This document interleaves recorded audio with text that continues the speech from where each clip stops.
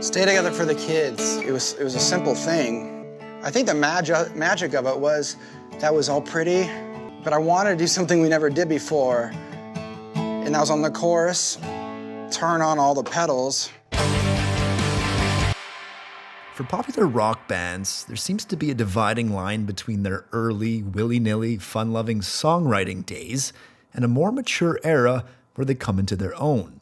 It was 2001 and Blink-182 were known as the Three Goofy Naked Dudes from the What's My Age Again video, but they knew they could offer much more in their songwriting. It was my 18th birthday, and I come home and there's like these scratch marks all the way across the sidewalk from the front door out to the driveway. Blink frontman Tom Delonge slowly figured out that the scratch marks were from his dad dragging out furniture as he moved out of the house for good. It was the 20th anniversary of my parents, and everything just, all hell broke loose on that day. Like anybody, you know, it would affect you to see your parents break up like that. I wanted to tackle that in a song. They had briefly tackled more serious topics in their previous album with Adam's Song, but never had they tapped into something so universal as divorce. I think we hit on something that sounded like adolescents lashing out over being caught in the middle of a storm that they had no control of. You know, you grow up thinking that your parents are more powerful than they are, they know a lot more than they do, and as you get older, you start to learn they're just people too. They're about as vulnerable and as destructible, you know, as you are. If this is what he wants and it's what she wants, then why is there so much pain?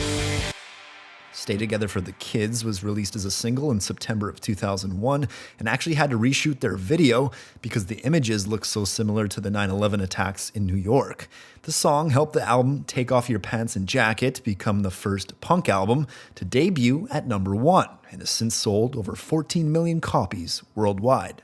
When you're a musician, you get caught up in the business, you get caught up in the work, you get caught up in the fame or whatever, and then all of a sudden someone slaps you upside the head with reality, you know, and you're like, wow, you know, art is really important. It's just really super important.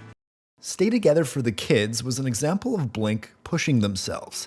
Instead of being pigeonholed into a pop-punk jokey band, they were true to themselves and wrote about a serious topic that affected both Tom and bassist Mark Hoppus.